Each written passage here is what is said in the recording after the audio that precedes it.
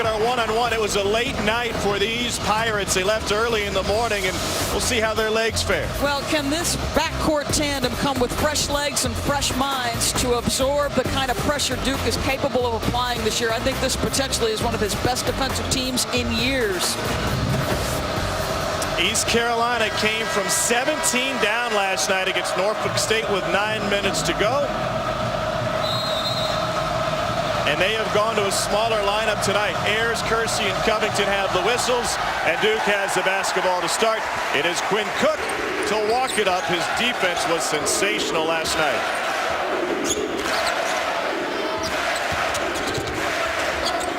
Cook quickly into the paint for a bucket. Duke does a great job, Tom, of getting you spaced out defensively and getting individual matchups. Cook is terrific off the dribble drive. East Carolina started Caleb White tonight at the 4 spot to go a little bit smaller. Jefferson with the takeaway along with Parker, and the sliding grab. Jabari Parker comes out with it.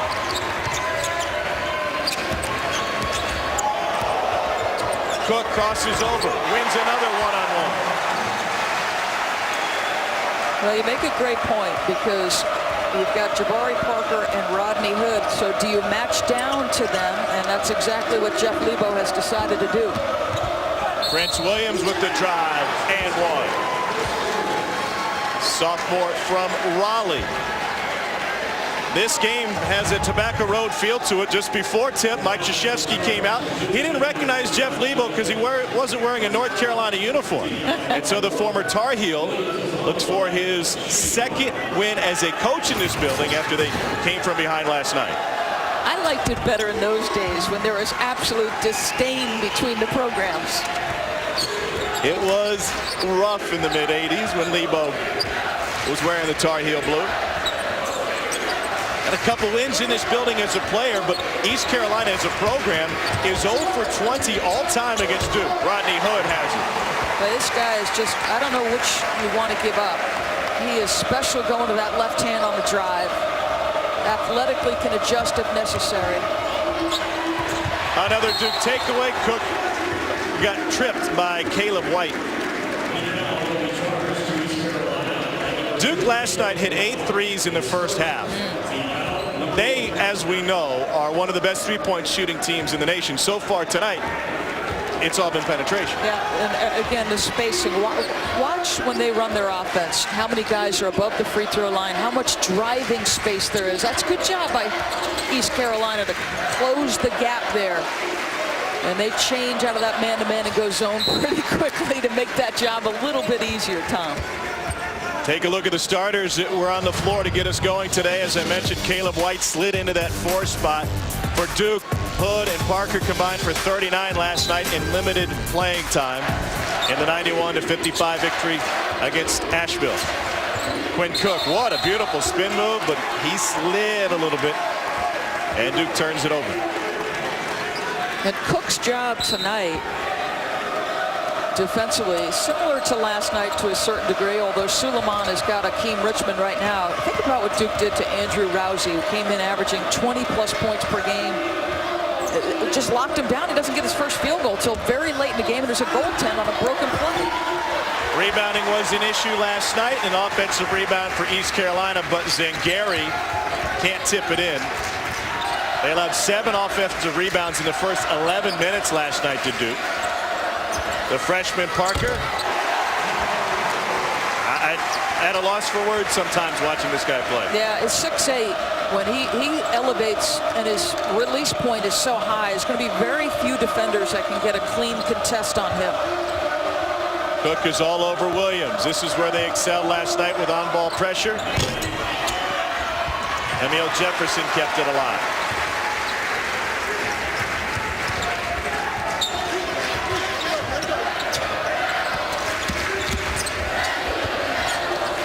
Cook finds Jefferson. Little lucky there. Little lucky, a little athleticism doesn't hurt. The ability to get off your feet and sustain the jump, not to come down and travel. And not trying to pick a pocket.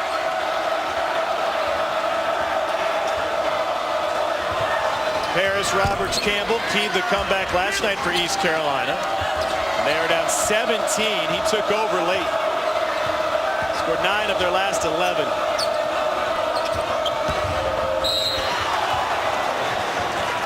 Foul inside on Duke.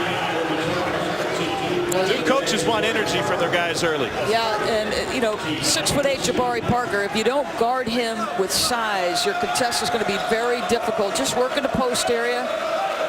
Ends up in that short baseline position. Yeah, I mean, listen, if you're Duke and you know that East Carolina walked out of here last night, probably after midnight, had an emotional win, played great in the first 6 minutes and then great in the last 6 minutes, had to come from 17 down with 9 to play. Test them. What do they have in them tonight? How much fight is there if you jump on them? Marshall Gilmet enters for East Carolina. He had been a starter, 6'10", 250. Keem Richmond has tremendous range. This is Gilmet now. To the left. I liked watching this young guy play last night. They put him at the high post area. You squared up nicely, surveyed the floor, looked at his options. Good use of the left hand there. Zone again for ECU. Trying to slow down a Duke team which has hit all of its first 5 shots.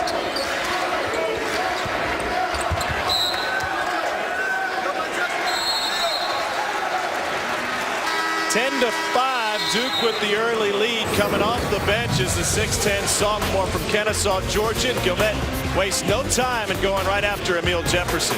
Having to play a significant role. You're essentially 3, 4, and 5 men you were expecting to be a part of your starting lineup for a variety of reasons are not there. But he's got some nice looking young players. Brandon Stith is a 6'7" freshman out of Virginia who I think, you know, has got great potential. You remember his dad, Bryant, spent 10 years in the NBA, Virginia's all-time leading scorer. Prince Williams with the drive. Parker got a piece of it. Here comes Duke the other way. Jabari Parker, the block, the drive, the finish. How good is that? Now, that's a 6'8" guy on a rake and take, and nobody bothers him. And Quinn Cook will get whistled for a bump out front. He committed just 1 foul with in-your-face defense last night. Well, the fastest thing you can do is stop him right here, because if you don't slow him down, this is what can happen. Traffic doesn't bother this guy. He doesn't get sped up by it. He doesn't get rattled by it. In fact, you almost get the sense with Jabari Parker that the more bodies around, the more his competitive spirit rises. He had 2 uncles that played in the NFL. Tony Moeaki, a tight end for the Chiefs. Harvey Unga was a running back for the Bears, who's BYU's all-time leading scorers. The leading rusher, I should say. Big bodies that move well, just like their nephew Jabari. Here comes Rodney Hood. Trailing is Parker. Good look to Jefferson. Unselfish play. Yeah, you know what? The game is easy for Jabari Parker. And last night he had 6 turnovers, and I don't care, because to me what Jabari Parker was trying to do is make the guys around him feel good. So what about the 6 turnovers? You were pasting your opponent. Make your teammates feel good.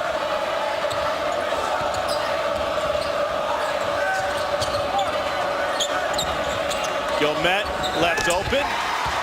He's got some skill. That's a sophomore. Williams is a sophomore. We haven't seen Stith yet, but he's a freshman. You win the NIT, maybe East Carolina could start to generate some momentum as a program. It was their first winning season in 14 years. Rodney Hood for his first triple. Tell you, I don't know who to check. I don't know if you're the defense. Who do you want to guard if you're playing Duke?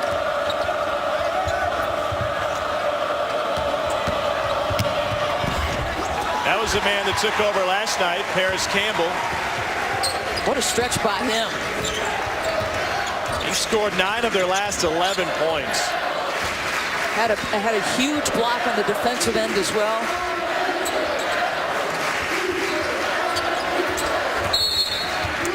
Out front, Keem Richmond commits the foul.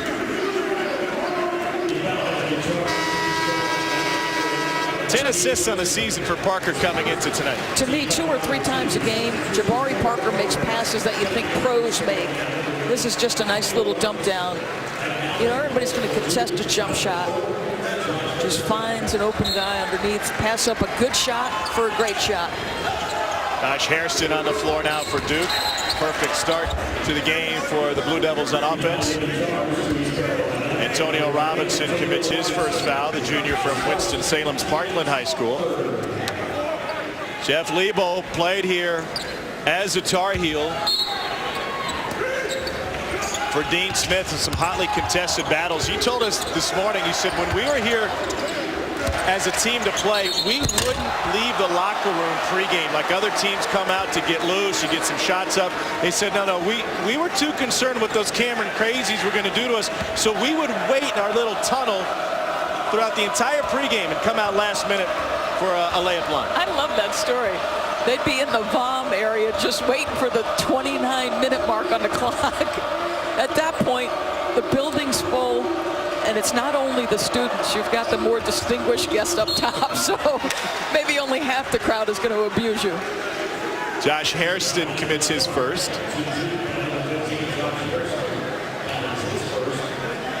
Ten-point Duke lead. East Carolina coaching staff like Asheville last night well aware that you've got to quell Duke's runs, and you never know when they're going to come.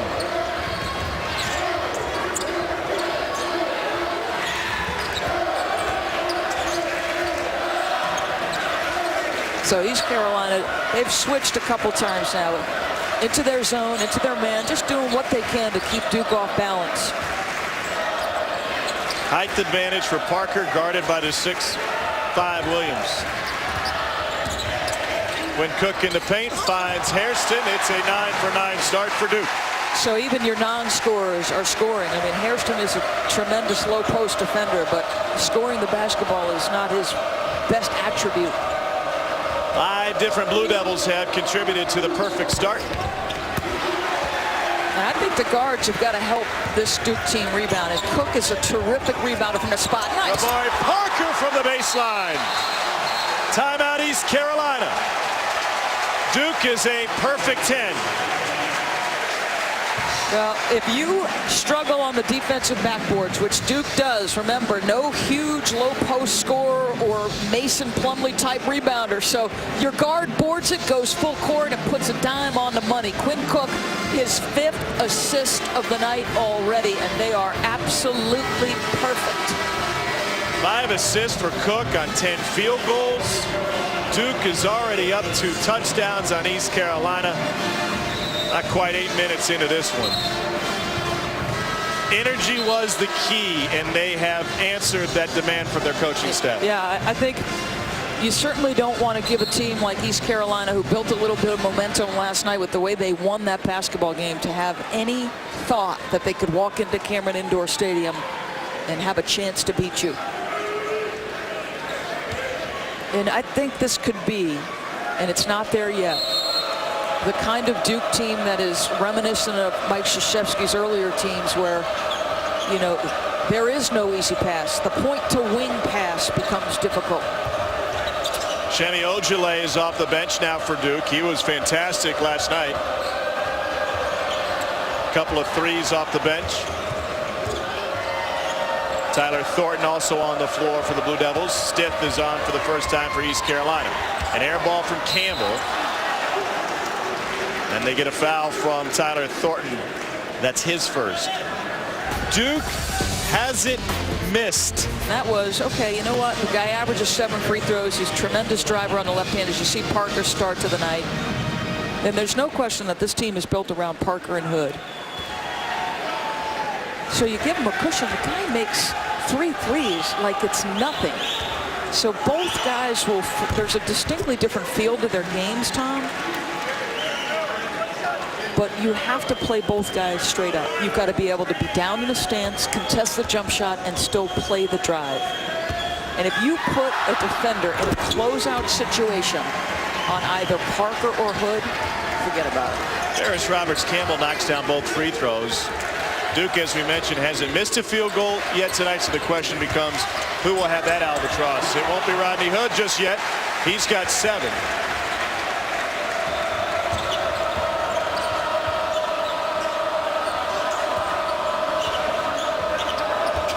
You also have to make a decision defensively on who you're going to put on either one of those guys, because they're similar enough position-wise. You probably don't have two good defenders at that spot. Right, exactly right. You might have one elite lockdown defender, but the chances of having two that are good physical matchups for both guys, not likely. Jimmy Ojale lets it fly. He is the one. Quinn Cook, got to get him back on track. Duke 8 threes in the first half last night, just one tonight. In fact, those are only their second and third attempts of the evening. Robinson went right in to Hairston to get the bucket. I think this is something you're going to see sometimes against Duke with their ability to pressure the defense or the offense with their defense. You're going to see the ball handler have to make plays. They might be pounding the rock for a while trying to probe the defense.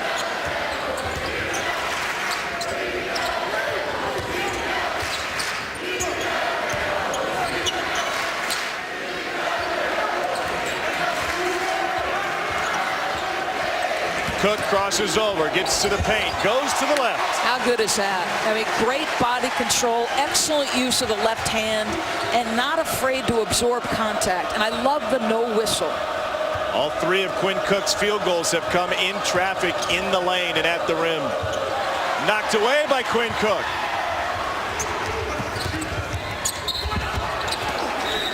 And he hits the floor and will go to the free throw line. It'll be the first on Campbell. Where Quinn Cook has changed is on his mindset on the defensive end. Where he is still very good is off the dribble drive. Rodney Hood, a strong left-handed drive, little adjustment in the lane, and then how about that? You're thinking screens coming. He elects to reject the screen and go right to the rack.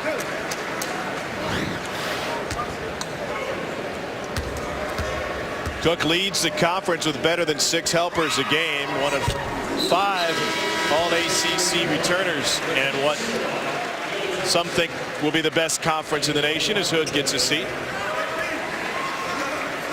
Yeah, I mean, Cook came into tonight, and he already has 5 dimes here, but he came in with 25 assists, just 5 turnovers. Hey, you talk about an assist-to-turnover ratio you can live with if you're Mike Krzyzewski. That's it. And this is a high-tempo team. They're scoring 95, 96 points a game. That's a lot of possessions to be able to limit your turnovers. There's no doubt about it. The pace has a significant impact on how many turnovers a team has and player has. Andre Dawkins now on the floor. Tremendous game last night for the returning 5th-year senior.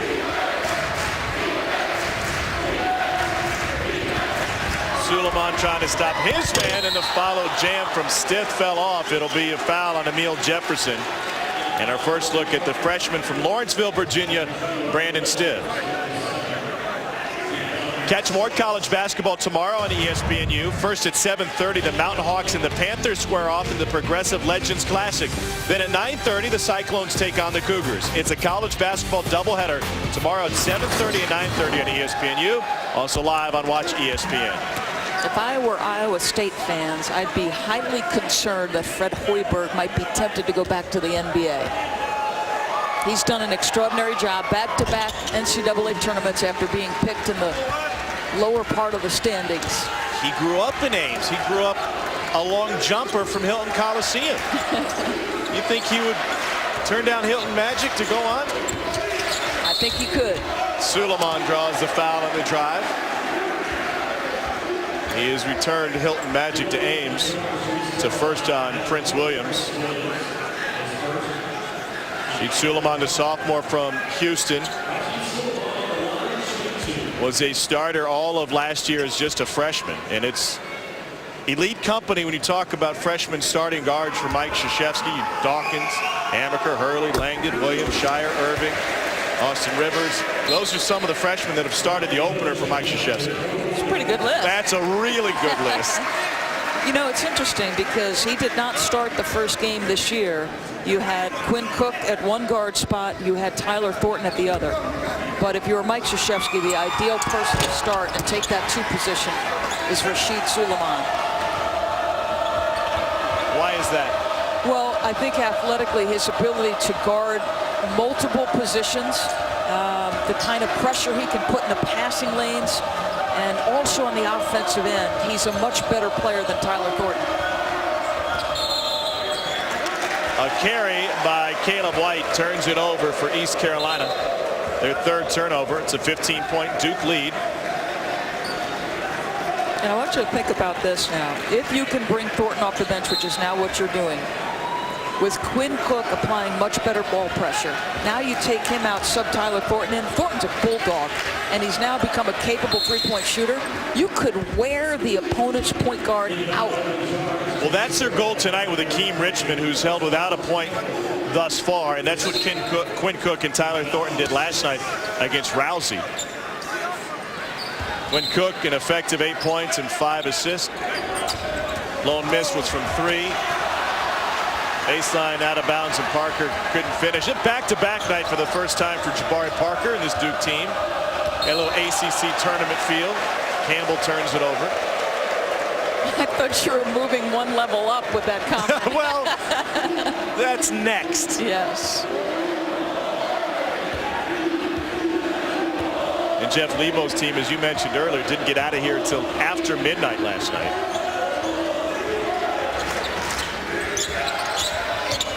Suleiman had a fall off. And here comes ECU. Prince Williams finds Campbell. He can get him going. Got it. A transition 3 for Campbell, his first of the night. Yeah, I really enjoyed watching this young man play. And a year ago, and again, their lineup is so different. He only averaged 5 points per game. He comes into this one upward of 16 points, shooting a really solid percentage, and was just dynamic down the stretch last night. Parker inside. Tell you what, that probably felt to Brandon Stith what it was like checking dad when he was a kid. His dad was his high school coach. Another East Carolina turnover.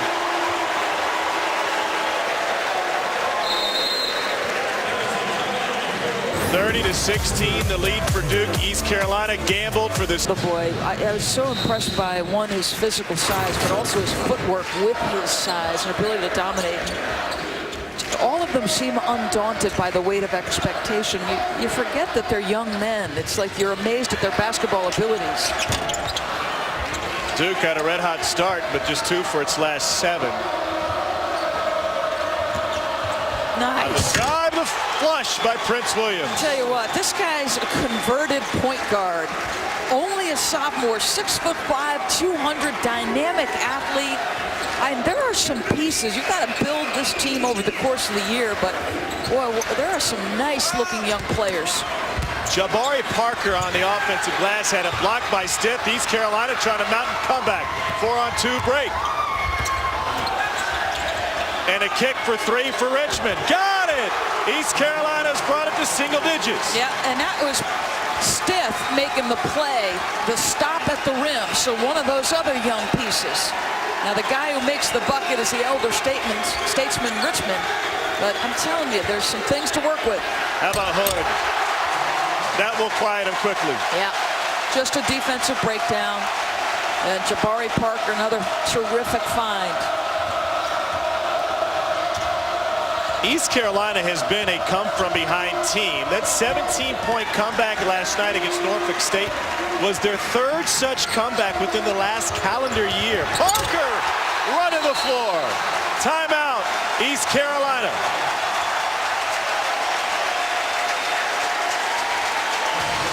So a great run by the East Carolina team. They show their youth. Right after the run, what happens? 2 defensive breakdowns in a row, and they pay for it with shots at the rim. Hello, Jabari Parker. It was a 10-3 East Carolina run, and to Jeff Lebo, that seems like eons ago because he wasn't happy with the defensive breakdowns. Man, did they turn it around quickly. College basketball action continues on Thursday with the Puerto Rico tip-off. Quarterfinal games begin at 10:30 a.m. on ESPNU.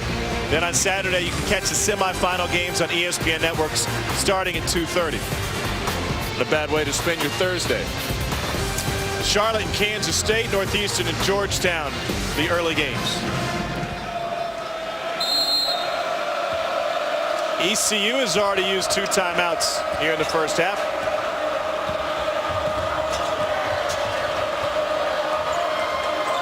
smaller, more athletic lineup on the floor for East Carolina as part of this run. Prince Williams leans in. Parker got tied up by Caleb White for his second. You can tell he's used to playing with a lot of bodies around him, right? I mean, that's a rebound in traffic while somebody's grabbing your arm.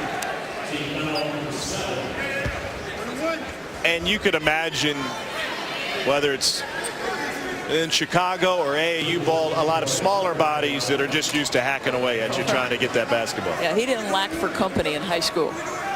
Same high school as Derrick Rose, Chicago Simeon. I want to know who's next. Loose ball rebound all the way out to Williams. He went into Thornton, and they're going to call that offensive foul. It's a second on Williams. Now, see, that's a play you make all the time on the playground, right? And maybe in the old days you get away with it, but not with the new rules. And a good little sell there by Tyler Thornton was around. Jeff is like, no way. In my day, that was definitely a foul on the defense. Cook once again passes up the screen. Numbers for ECU. Tyler Thornton squashes that.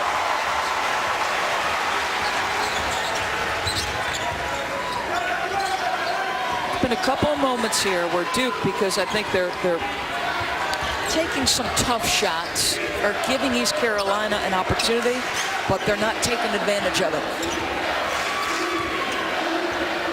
Those tough shots, can that be chalked up to going back-to-back 2 games within 24 hours? Some of it. No true point guard on the floor. A lot of young people. Shot clock winding down, taken away by Campbell. Akeem Richmond is a great shooter, but he's only 6 feet tall. Has a hard time getting his shots off sometimes. Out front to Dawkins.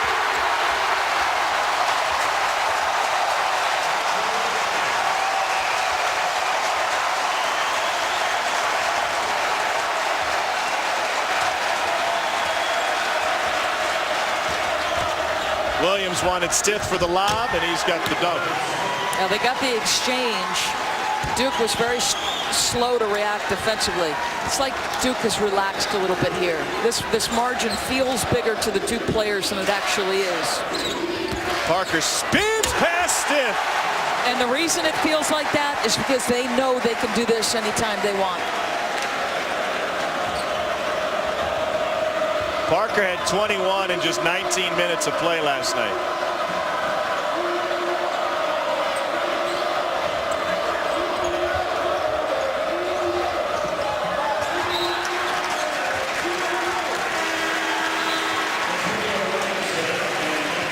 Well, watch Quinn Cook. He has been dynamite. Just great court recognition. Andre Dawkins out in front, leaks a little bit. And Cook knew where his teammate was. Just a terrific find. 7 assists for Quinn Cook, junior from Washington, D.C.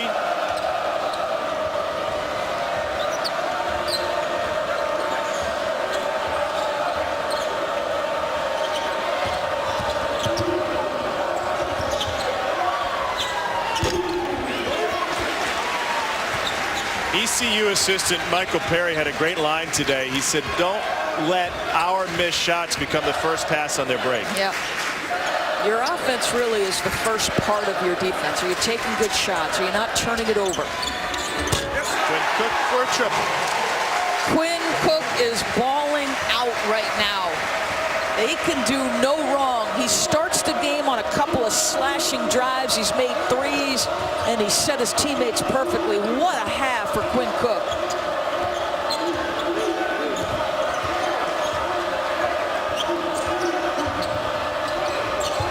Campbell, the foul from White won't go. Inside and one opportunity for Zangari, but Quinn is cooking with gas. He's into double figures in scoring. He's got 7 assists. He's doing a little bit of everything for Duke tonight. And why not from range? Largest lead of the game for Duke. And we'll show you how Jabari Parker compares to Grant Hill at halftime. Anish, thanks. It's a 41-25 lead for number 6 Duke. Quinn Cook, 11 points, 4 of 6 shooting, and 7 assists.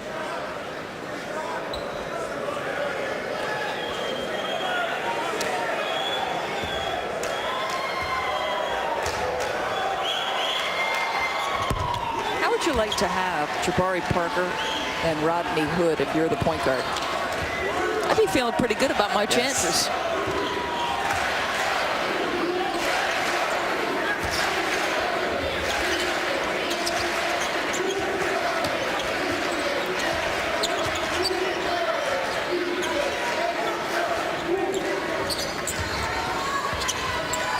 East Carolina goes zone. Nice drive. Good split of the defense there. Campbell thought he had a clean block. However, on the floor, Michaels and Gary gets whistled for his first personal foul. 19 fouls against East Carolina.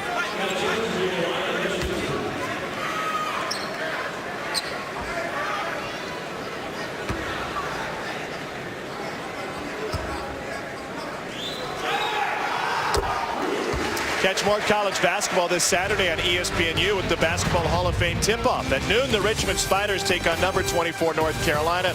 And at 2, it's number 3 Louisville against Fairfield. That's Saturday, beginning at noon on ESPNU. Matt Jones knocks down a pair of free throws. He's the 7th player to score for Duke tonight.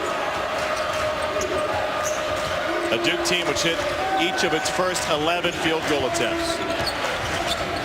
Little floater, nice look from Antonio Robinson. Nice drive. Now, Adrian Branch, if I recollect correctly, had a really good freshman year at Maryland, 15 points per game. I think I'm correct on that. I can't wait to hear what this guy has to say about what he's seen from all the freshmen around the country. Tip out, Prince Williams. And a block by Ojale, but there to follow it up, Caleb White on an athletic play. Be interesting to see that one in tape. What does coach think of it? You know, do you go back and take the charge or try to make that spectacular block and light up camera? Back to Adrian. Think how impressive it is to average 15 as a freshman, and then consider that Jabari Parker has 4 straight 20-point games to open his college career. It's only the 3rd time in school history. And you know what shocks me about it? He's averaging 23 on 13 shots. His field goal percentage is 59%, and he's 6 for 8 tonight. So that thing is just going through the roof. He leads all freshmen in player efficiency rating. I'm guessing now Adrian didn't shoot 59% as a freshman. That's probably right. A little too strong from Cook, and it seems like he's injured. And you look back at Jeff Lebo. Did he run into Jeff Lebo on the follow-through? Cook is glancing at the head coach for East Carolina, and he's kind of wringing his hands a little bit. 9th turnover for East Carolina. And now Quinn Cook's trying to explain to Brian Kersey what happened. Is Jeff Lebo still playing defense? Well, he's looking down there, sort of shaking his head like he doesn't like what happened. We're going to try to check tape and see if we've got it. We need the spy cam. They may feel like Jeff Lebo's a spy when he walks into camera. Doesn't it feel like the margin's greater than 13? Absolutely. Cook. And for 2 reasons, Duke's efficiency has dropped off a little bit, but their defense, you said they could score at will whenever they want. When they turn it up defensively, East Carolina doesn't have a prayer. Are they taking possessions off, or is East Carolina just executing better? Well, I think East Carolina has shown a couple of guys who have, you know, dynamic ability off the dribble drive. They've gotten to the rack. They've actually missed some shots at the rim. Little floater. Another one for Robinson. You see what I'm saying? Like, how many times have I said against Duke, you're going to have good individual players making plays off the bounce, and Mike doesn't like what he sees. 9-2 East Carolina run. Well, one of the iconic photos in the history of Duke basketball came during a national championship season. Can Jabari Parker get there? Can he take him to a title game? Oh, I don't think there's any question. I don't, he wouldn't do it by himself, obviously. First of all, he's got a pretty good head coach on the sideline helping him get there, and some very good players around him.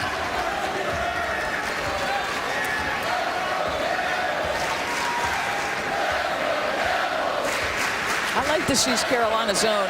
It allows them to gap better than trying to guard man-to-man individually. And a 5-second difference between the shot clock and game clock. A little more than 5.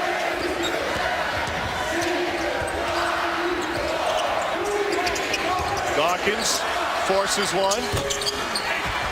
East Carolina's tightened up their D. Chance to get one off, and a heave at the buzzer goes wide. A 43-32 lead for number 6 Duke at the break. East Carolina, couple of runs, but Quinn Cook consistent throughout. 50% shooting, 11 points at the break to lead all scores. Let's take you to Anish Shroff and Adrian Branch with your Sports Center U halftime. East Carolina with 6 14 second chance points, as you mentioned, 9 offensive rebounds. ECU is +3 on the glass. Jabari Parker a game high 12. He's 6 of 8 from the floor. However, Duke did not score in the final 3 minutes and 41 seconds of the first half from the floor. I think you can attribute those 14 second chance points to a couple things. We know that Duke has struggled on the defensive backboards all year. Remember, they're really playing without a Mason Plumlee type rebounder. The other thing is they're pressuring so far on the perimeter, that they're not in position to board it. 5 points for Michael Zingari. East Carolina sticking with their smaller lineup that they went with to start this game, with Gilmet on the bench, trying to extend that zone. You mentioned this is a resilient bunch. They are accustomed to playing from behind. I'm sure Jeff Lebo would appreciate it if they wouldn't. And a foul on the floor on the rebound. But watch East Carolina, who all of a sudden seems pretty comfortable in this building. Nice little dribble drive, draw the defender over, and find your teammate. Now, outstanding job by Zingari to go ahead and move without the ball and make himself an option. That was the third on Caleb White. He stays on the floor for the time being. Not only is East Carolina a good come-from-behind team, but they know how to win close games. 8 of their last 9 games decided by 1 possession have ended in ECU wins. And they were almost exclusively zoned down the stretch of that first half. The lefty hood with the leaner.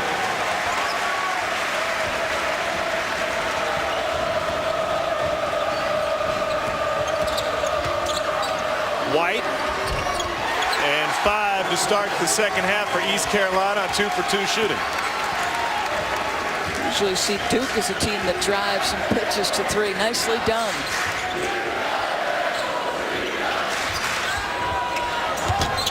Cook left it short. This is good. If you're Duke, you're feeling game pressure again. You haven't felt that in quite some time in this game.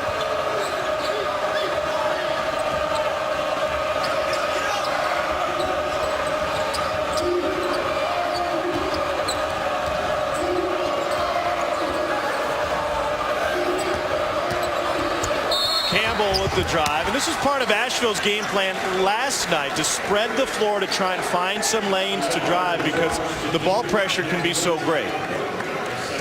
I love what they've done off the dribble drive, and in the first half there were multiple occasions where they got to the rim and just didn't finish. They have settled in here.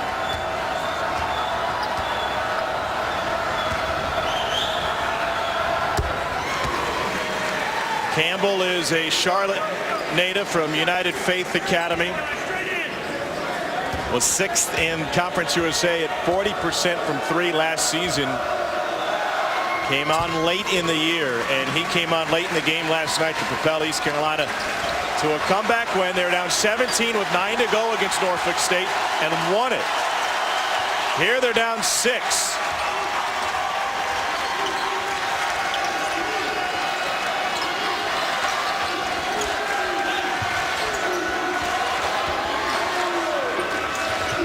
Emil Jefferson with the jam. Nice pass by Tyler Thornton. Really nicely done. That zone is stretched out a little bit. Corner three from Richmond. Got another one. And East Carolina's not going anywhere. We saw this last night where they started to string together threes.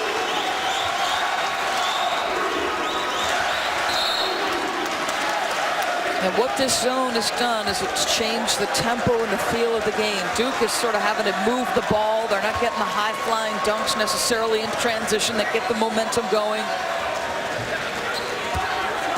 Doesn't mean they can't get it at the rim, but the tempo feels totally different. Jefferson again, and he draws the foul from Zangari. It's his second. Get the feeling that East Carolina would be happy just to trade buckets. Oh, yeah. Extend the game. Count on their ability to make threes. We've seen Akeem Richmond, who's the young man, has no hesitation. We saw him last night. He makes his first three, misses the next 10 or 11, and then makes two huge ones down the stretch. He missed 11 in a row in the middle of the game and never stopped shooting. Well, Richmond is second active player in the nation in career threes with 275 now. You say shooters have to have amnesia. They can't think about all the misses. They're just thinking next shot. Jefferson missed them both. It's a 5-point Duke lead. It was an 18-point lead.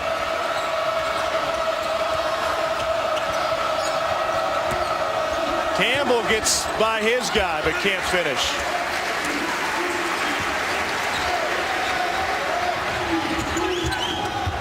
Rodney Hood. Second three of the night. And another find by Quinn Cook.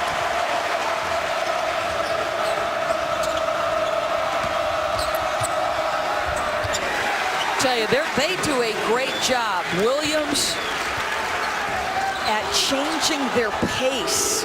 Williams, Campbell, I love how they change their pace at the end. Parker couldn't finish the jam. It was inside, turned away by Zangari. How about that play? Jabari Parker, that won't happen often to him. Timeout East Carolina. 6-point game after being down 18 with 3:41 to go in the first half. Their defense closed the half, and now it's their offense. It's red hot with some help defensively. It's not often that the athleticism of Jabari Parker will be sent back. You know, we've been talking about Duke and its potential on the defensive end. Well, they have gotten beat consistently off the dribble, and I kept referencing the score and feeling like the players from Duke felt like it was a bigger lead than they thought. Can't relax against Carolina, East Carolina. They're here to compete. They did not quit. 17 down with 9 to play last night. They're not going away here. East Carolina is 0 for 20 all time against Duke. They met on a regular basis from the late 60s through the early 90s. First meeting since 91. Offensive rebound for the Pirates. And the ball went to the ground. It's a timeout for ECU. Only one timeout remaining. Zangari went down with the basketball on that offensive rebound. Yeah, that one point guard, not a true point guard, yet they're on the road at Duke, only 6 down. East Carolina won the CIT last season. Thanks to a 21-9 run, they're back in this game. Remember the last 3:41 of the first half, Duke didn't make a field goal. So that was part of that East Carolina run to get them back in this game. All of a sudden, they've stopped turning it over. They've settled into the game, and they're playing with house money. There's only one team in Cameron Indoor Stadium that's got pressure on them tonight, and that's Duke. Ripped down by Hood. Quinn Cook. And it's taken away by Campbell. Here comes East Carolina. Richmond will yank from 3. Not a bad shot for him. Well, I think Lebo gives him an awful lot of freedom, and I think there was no shock whatsoever from Coach Lebo that he fired that. Now, if you ask me, do I think it's a good shot? No. I didn't think Quinn Cook's shot was a good one either, though. Parker working hard to get position against the 6'3" Campbell. Hood, the lefty, draws the foul on Caleb White. That's a 4th on White. 5 minutes into the second half, we've got a game at Cameron Indoor where Duke has won 104 straight against non-conference opponents. Our producer had to put his assist to turnover ratio on there. You just needed to cut it off at the 62%. Boy, he played against some great guards, didn't he?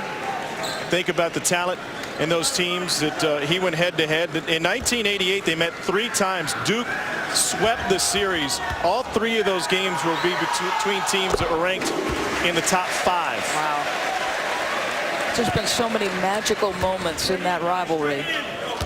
Consistently voted the best rivalry in college sports, basketball in particular. And see, Hood is the guy who just makes 2 free throws. I think he is the guy this team will look to for leadership in tough moments as this season wears on.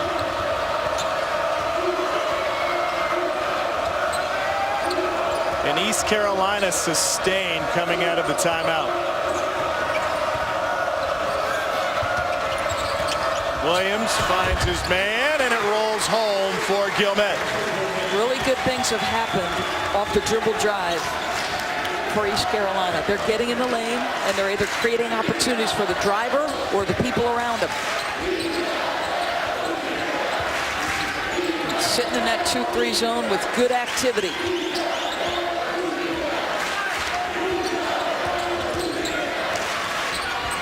Parker from the corner, hand in his face. Whoa, what a tough shot for the freshman.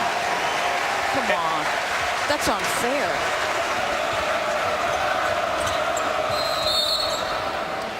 He had a 6'10" hand in his face. It looked like he mishandled it. I mean, it didn't look like the catch was necessarily clean. Either that or he had some doubt about, see, he was thinking drive there. And he's just, what is that? That's a professional basketball player basically measuring up the defense, right? He's not letting anybody speed him up. He's making a catch. He's measuring, and then he pulls the trigger. That is so good, Jabari Parker. When his team needed it, nursing a 6-point lead, he makes it 9, and now a foul inside will go against Parker, trying to defend Gilmet. It's a second on Parker. Tried to force it to Gilmet. Thornton was there. You called him a bulldog last night. Yeah. He shows you it right there, right? I mean, he might be limited in certain respects on the offensive end. He ain't limited with his mind or his toughness. Go ahead and scrap Tyler Thornton. Those are the kinds of plays we've come to expect. That is fabulous. Duke hasn't lost at home to a non-conference opponent since February of 2000 when St. John's escaped with a 1-point win against a number 2 ranked Duke team. 104 straight. As well as Cook's played, there's been some over-penetration, tough shots. Campbell, too strong. Right? A couple of times Quinn trying to do too much. You like it because he's playing with a chip on his shoulder, but against higher level competition or competitive teams, this is going to hurt him. Parker in traffic. Wow. Couldn't get the touch. And is it as much of anything the timing of those shots that bothers you? Absolutely, no question about it.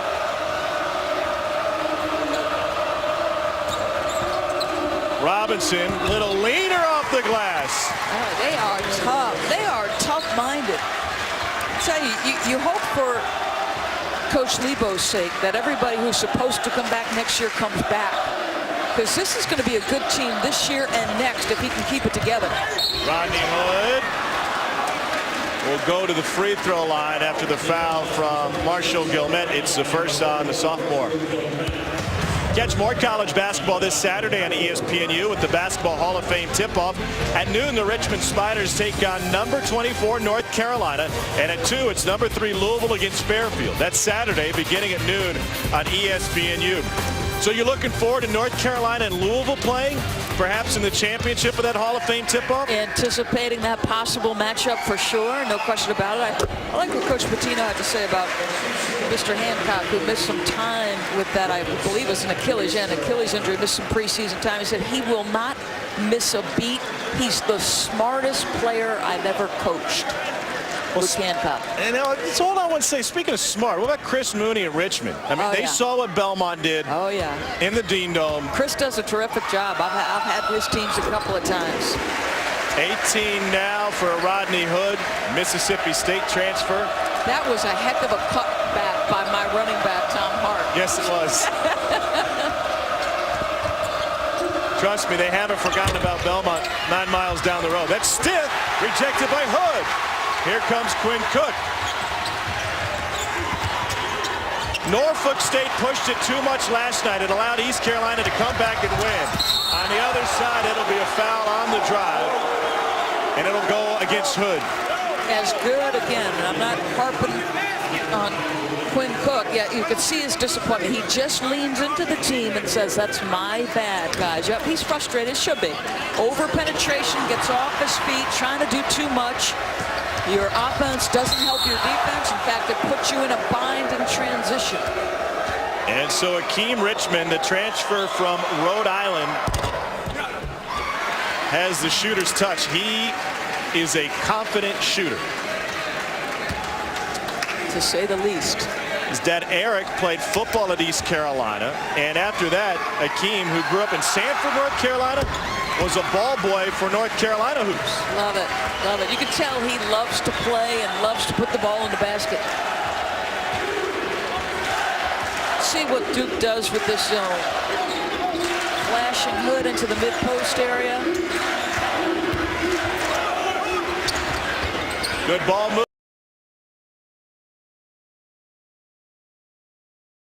Putbacks. Amid a battle of hands, it was Parker. Oh, they say it was East Carolina who stepped on the end line. Quinn Cook is 0 for 4 in the second half, and only 1 assist against that 1 turnover after a magnificent first 20 minutes. How about this inbounds? It's blocked by East Carolina. Stitt got a piece of it. Pirates on the run for 3. Yes, sir! Akeem Richmond with his third 3 of the night. Love it. Just mentally tough, physically tough. This is an East Carolina team that walked out of here after midnight last night in an emotional win for Jeff Lebo. Parker again leaves it short. East Carolina has whittled the lead to 4. Oh, you missed him. I mean, Stitt had great position. Now you got the switch. Dribbled too far in. Parker with the steal, leading the break, willing to push, and he draws a foul on Campbell, which is his 3rd. Why is Duke in such a hurry? Yeah, well, that's what you'd say off of this inbounds play. Why is he going like on a drive where he's going to meet size at the rim? Because this is what it led to. And this is on multiple occasions here in the second half where Quinn's poor decision-making has had a negative impact on his team. Now, let's remember this. You and I sat with Steve Wojciechowski right before the game. And we were talking about Quinn Cook. And he said he's got such a big personality that if he's, you know, sort of playing chippy and in a good mood and everything, the entire team picks up that vibe. There's Steve Wojciechowski. Now, it's important. He can't hang his head. It's good to see him clapping his hands right there, Quinn Cook. You're playing through some adversity now. What's your response? Parker takes a seat. They replace him with Josh Hairston.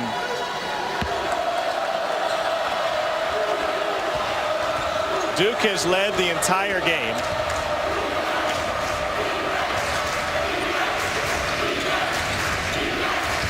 Mismatch with Stitt, guarded by Cook. He wants the basketball. This is a bad matchup for Josh Hairston. Looks like Robinson wants to go. Yep. And he lobs it inside, and a beautiful finish by Williams. Really good recognition by Robinson. 6'4", 175 pounds, just recognizing he had a big on him and was going to put him in the little spin cycle. It hasn't been this close since it was 2-0. And East Carolina doing a magnificent job on the glass. Suleiman steals it away. Nice job by Suleiman. Made a poor decision, didn't hang his head, made up for it with his defense. But watch Robinson. He knows Josh Hairston is coming. He rejects the screen. He draws two defenders.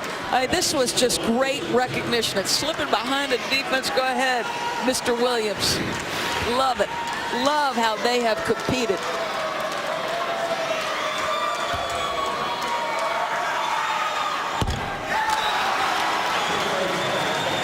Rashid Suleiman came in averaging 10 points a game. He has yet to make a field goal tonight. Harrison back to the bench. Well, a lack of turnovers here in the second half, significant for East Carolina. They call them avoiding pick six, right? Don't turn it over in a live ball situation against Duke. You're going to get dunked on. They've been terrific. Duke is a team of runs. They had an 11-2 run early in the first half to go up 21-7, but nothing of that sort since.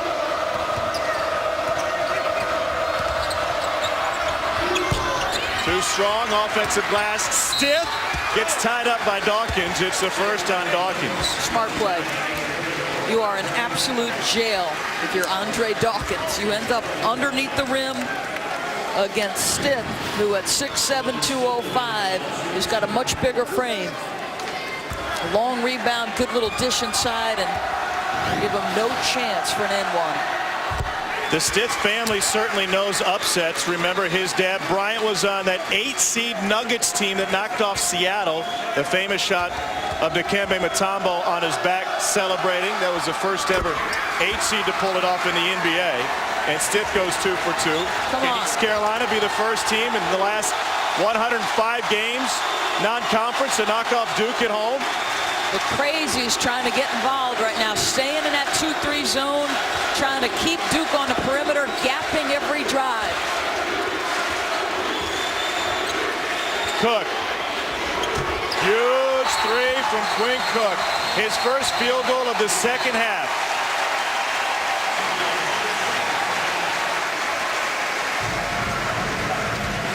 Duke takes a timeout. And Cougars. College basketball doubleheader tomorrow at 7:30 and 9:30 on ESPNU. Both games also live on Watch ESPN. Against the elite athletes, East Carolina has struggled. 0-45 against top 10 programs in school history. Good look from Stitt. And a beautiful finish from the Prince. How about that from the rookie Stitt?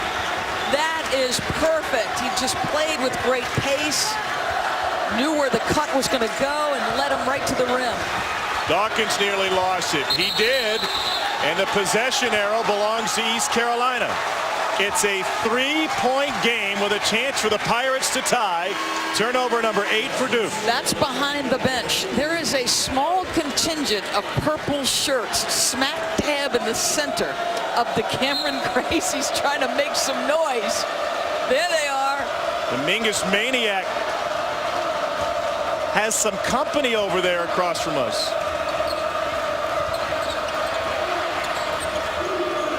Well, I thought last night's game was enjoyable between Norfolk State and East Carolina. Caldwell walked with it. Was defended by Hood. Tough defensive play, the new emphasis on rules this year, to stay in front of a driver. It really is. You know, you think about the old zigzag drill that you used to do as a kid with your hands behind your back. You better pull out that drill because it is not easy to guard with your feet only. No arm bar, no hand checking.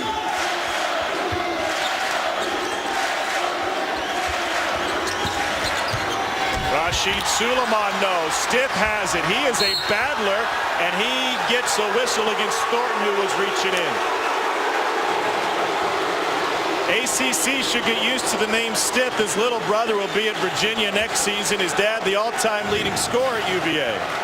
Well, how about the rookie? Go ahead. Go challenge that shot, Brandon Stitt, and then be tough with the ball in traffic. Yes, sir. Tell you what, this young man could start before it's all said and done, before his rookie year is over. He's got some nice game and a little toughness.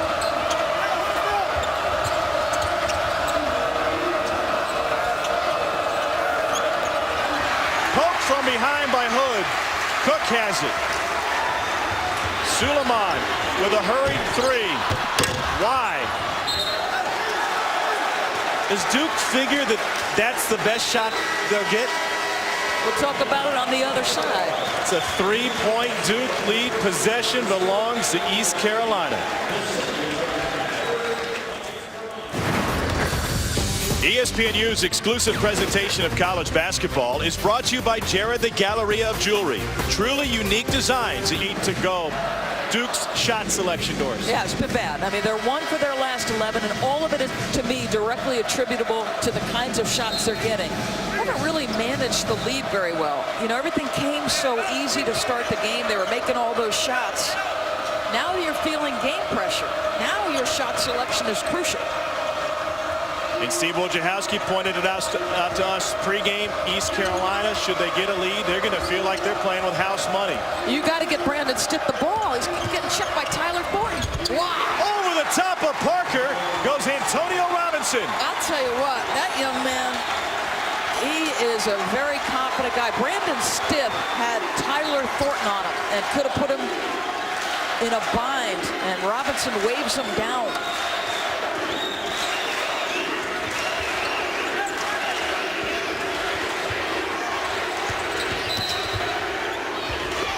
They're going to get a hand check here. Yeah. This is where it's tough, boy. Tell you what, ball enters into the paint. You get against the zone. You get a one-on-one matchup that you like. Hood against Stitt. He's going to use his quickness to go around. And there is nothing a defender can do. Come on, you can't even put a hand on him. And now it's one-on-one for Duke. Free throws the rest of the way. Rodney Hood has 18. Biggest issue for Rodney Hood was getting him back to game speed after sitting out a season transferring from Mississippi State. Yeah, he was the best player in practice on many occasions, according to Mike Krzyzewski a year ago. And that's with the likes of Mason Plumlee, Seth Curry, Ryan Kelly, guys who are program guys. Lead back to 3. Hood perfect, 6 of 6 from the line. Williams drives, and a blocking foul will go against Rashid Suleiman. First on Suleiman. That young man's crossover's been hard to handle, and it's a high crossover. This is the end of the play. Suleiman, he does a nice job adjusting to try to avoid contact late, but it's been, this is the cross. How you doing, crossover? That's a high crossover. The key to that dribble all night long for this guy is your crossover has to take you somewhere, right? Your right foot, if you're crossing over right to left, your right foot better beat that top foot of the defender. And this guy's done it consistently all night. East Carolina 14 of 14 from the line. 13 for Williams. A 1-point game at Cameron.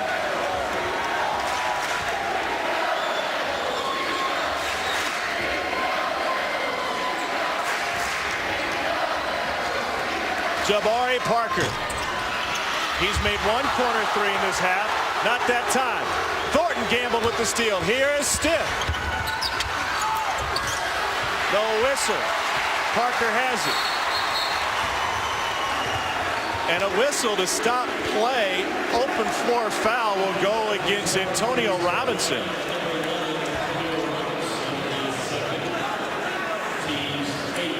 Stitt just got lost a little bit under the basket.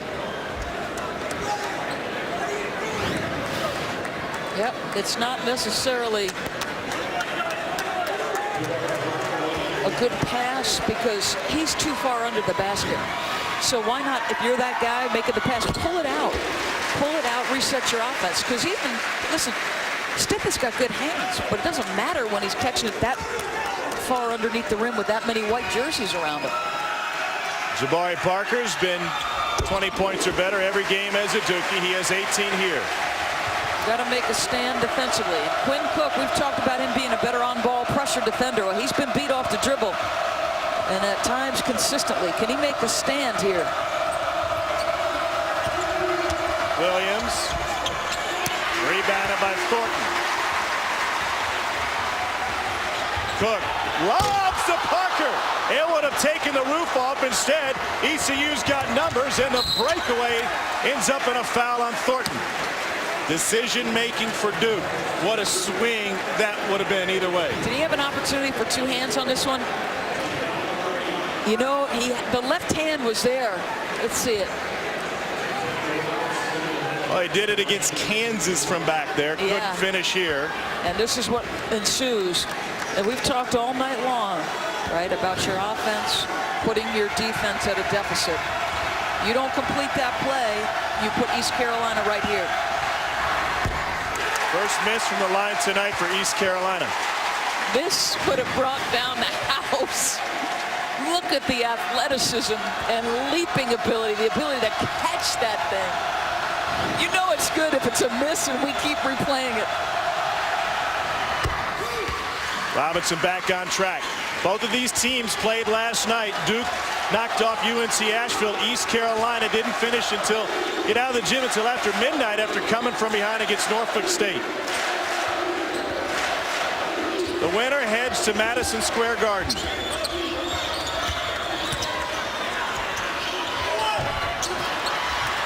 Suleiman crashes the boards but gives it up. Robinson wants a transition three. Instead, a forced layup. Getting a little sloppy.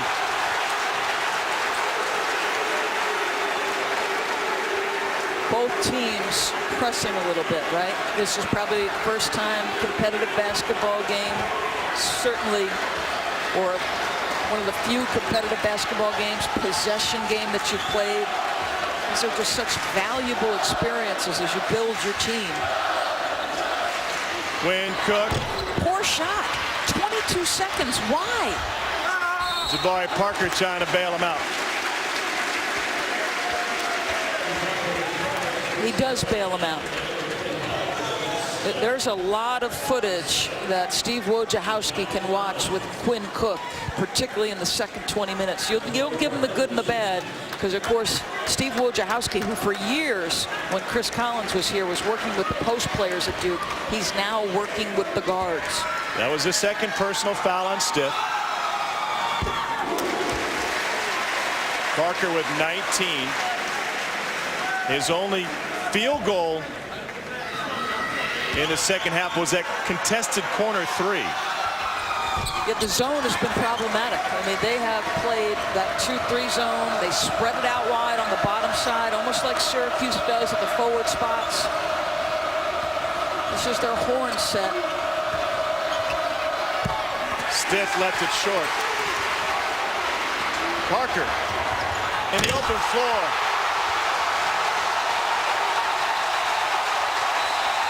He's over 20 again, and this one resonates in Cameron. This, folks, is a man's move. This is 6'8", 200. Where Keem Richmond and Paris Campbell just took over. Yeah. Now, granted, that was Norfolk State, and it was in front of 900 and not 9,000.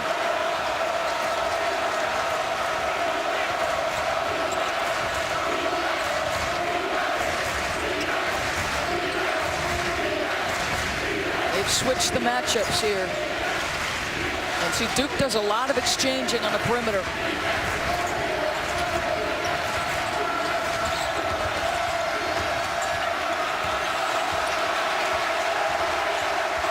Campbell had to pick it up.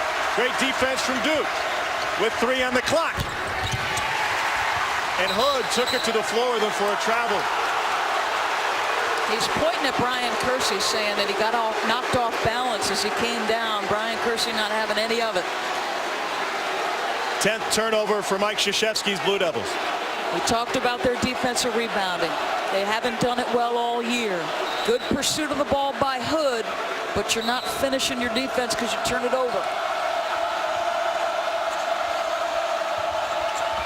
Campbell slips in. You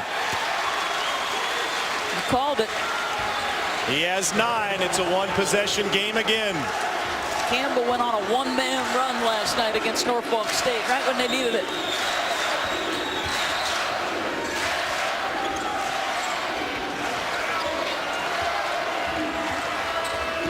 Suleiman goes baseline. His little floater is good. First field goal tonight for Rashid Suleiman.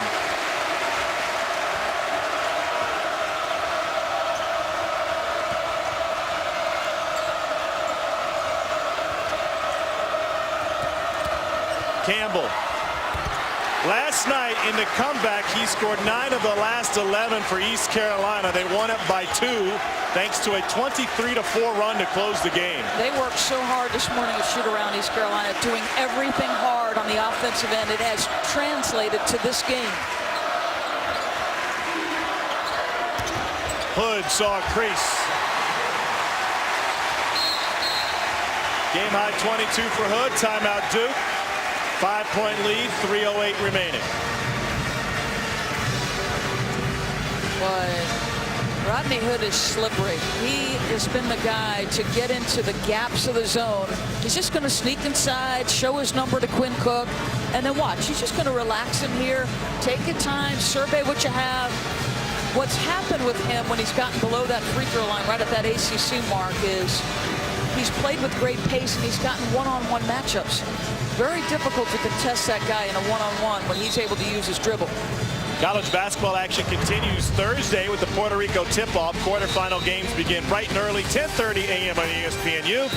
Then on Saturday, you can catch the semifinal games on ESPN Network starting at 2:30. With Doris Burke, I'm Tom Hart. We've got 3:08 to go in regulation for an East Carolina team which has lost 45 consecutive games to top 10 programs. A chunk of those were to Duke. They are 0-20 against Duke.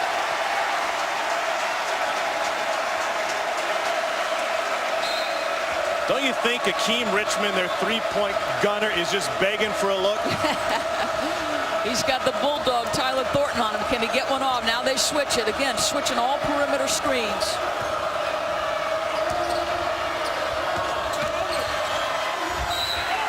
Foul by Hood, who disagrees. His second. 2 shots coming for East Carolina. Once again, ECU trying to make it a 1-possession, and 2 free throws on the way for Antonio Robinson. Grew up on Tobacco Road in Winston-Salem at a Parkland High School. Last year a junior college All-American at Lewisburg Junior College.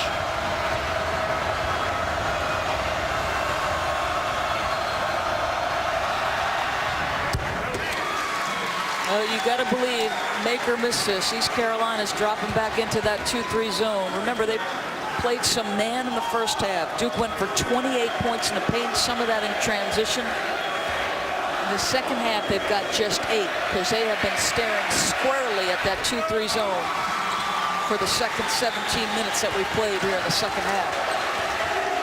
It's a 1-possession game again.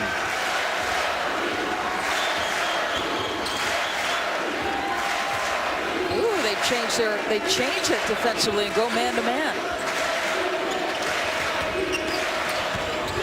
Hood. Stoppage with 2:34 to go. That's on Campbell. That's his 4th, and that's trouble for ECU. The junior from Charlotte was the catalyst on both ends of the floor last night in their comeback. Good job by Duke getting their offense organized, recognizing the man-to-man, and getting Rodney Hood moving in the direction of his strong hand. And the lefty Hood remains perfect from the free throw line, 7 for 7.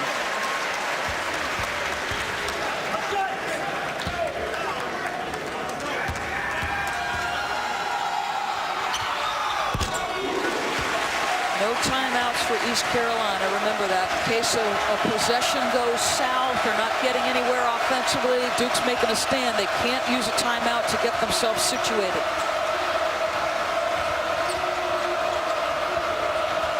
Boy, Stith has gotten posted up pretty good a couple times. They've missed him.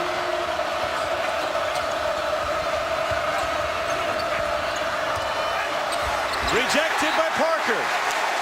11 on the shot clock. Well, he can erase a lot of mistakes, Jabari Parker. Pretty good contest by the initial defender, and then Jabari Parker makes sure there's no doubt that that one isn't going at the rim. Off the inbounds, Robinson goes right to him, and he rejects another one. An ill-advised decision by Antonio Robinson.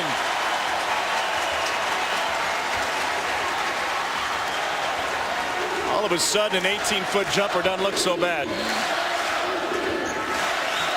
And they're staying in this man-to-man. Can you get Rodney Hood coming in this direction on the left again?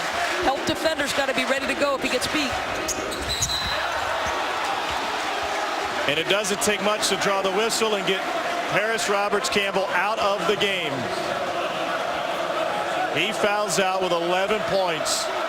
And Jeff Lebo's got to find an answer off his bench for the last minute 40.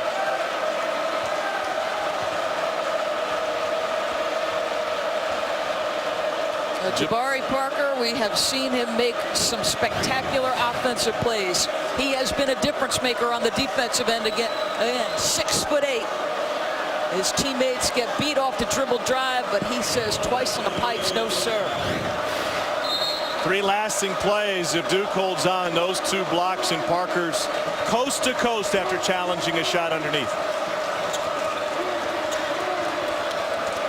You know how in the NCAA tournament sometimes you need somebody to carry you. Everybody else is struggling, can't make a shot, but you got one guy who's a next level guy. Caleb White enters the game for the disqualified Paris Roberts-Campbell. Rodney Hood's got 25.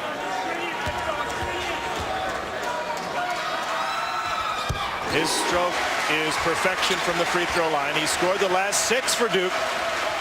The lead has ballooned to 7 with only a minute and a half to go at Cameron.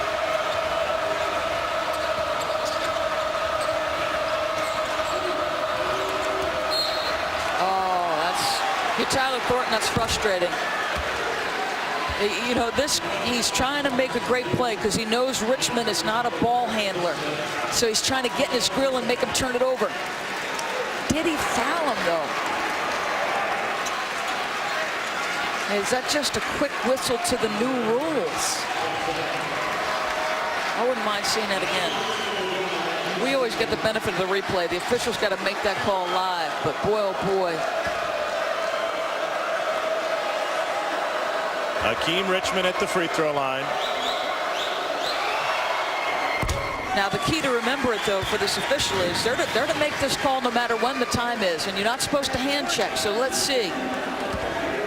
Look clean. Woo, woo, woo. I'm sure Paris Roberts-Campbell saying the same thing about his 5th foul on the other end seconds ago. No, you're right. You're absolutely right. Baker's dozen for Richmond. 5-point game. 1-2-1-1. That was effective against Norfolk State last night. They'll be opportunistic with traps. Pull it out. Cook feeds Hood instead. 28 for Rodney Hood to tie his career high.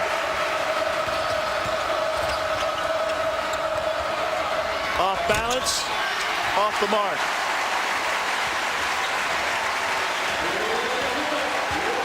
Mike Krzyzewski waving his arms, saying everybody gets spaced.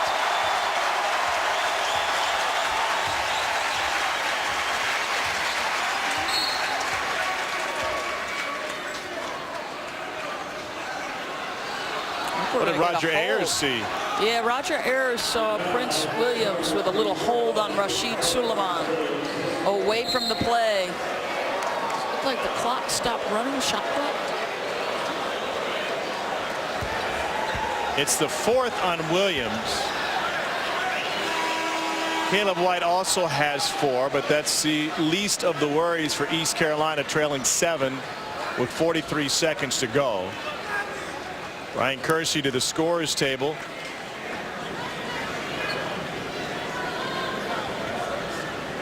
And with this clock issue, the officials will go directly to the scorers table to get a look at the monitor to try and get things situated here.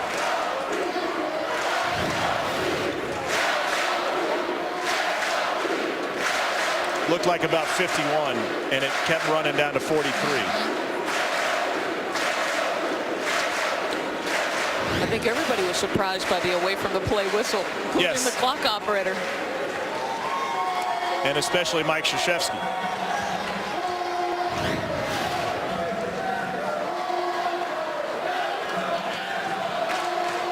So let's see. Yeah, you see right down there is where Roger Ayers comes over and sees it.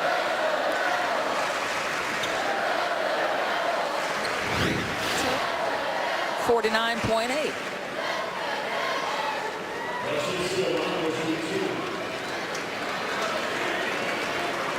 Two free throws for Rashid Suleiman. Quiet nights, the last two for Suleiman, 3 last night against Asheville, only 4 points tonight.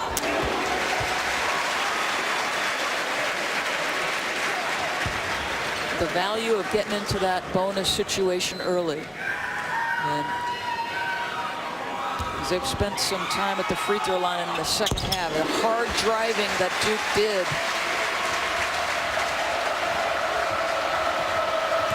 Pirates are going to need a flurry late. Williams has 15 now. 7-point game. Got to pull it and stay spaced. Hood fouled by Caleb White, and he is done with 36 seconds to go. We discussed this last night with UNC Asheville taking on Duke, and that is the experience of taking on an elite program. And we discussed a couple nights ago with Belmont taking on North Carolina. And then what happens if you are lucky enough to win your conference tournament as a mid-major or low major and then make it into the NCAA tournament knowing you can compete with a team like Duke on their floor and you get them on a neutral site? There's no question about it. I mean, there's just, for those programs, one, it can be a financial boon. Two, it can be a recruiting tool. But most importantly, you're right. When you want to be at your best in March, there's no intimidation looking opposite the jersey of the major school from the major conference. And value on both sides here. I mean, Duke felt and had to play through game pressure for the second 20 minutes here on the home floor.